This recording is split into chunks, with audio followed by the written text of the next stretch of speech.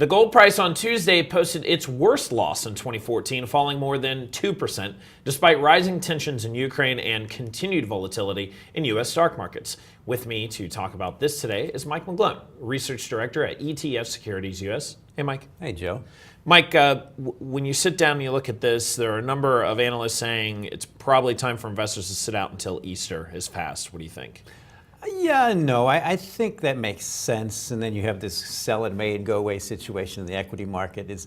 And you mentioned yesterday's decent correction, but gold and silver kind of just went right back to their most comfortable prices. Gold went right back to 13, and silver went right back to 20. And I think investors, by the time we're beginning on this week of the second quarter now, starting to get a sense for trends for this year. And a key thing that's happening this year is the consensus from last year is the opposite. For instance, gold's going up. It wasn't supposed to. Bond rates are going down. Despite Fed tapering, they weren't supposed to.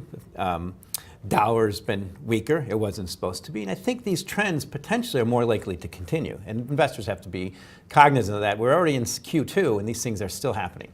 The World Gold Council came out with a report talking about demand in China. It said that in 2014, we'll probably see some consolidation of demand compared to 2013, which was pretty solid. But in the long run, they still expect some robust demand from the country. What did you take away from that report? It was very good, but somewhat intuitive. Where is the real growth in per capita income in the world? It's really in parts of the world where they have a cultural affinity for gold and other precious metals, not to mention platinum.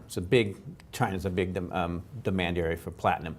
But that's happening in China and India, and there's our long-term trends that are just potentially accelerating as per capita income is accelerating. And there's a key point about that is per capita income in some of these countries, and some of the countries are really growing, are at a key inflection point where they really kick in to buy automobiles. For instance, the 6,000 to 10,000 area.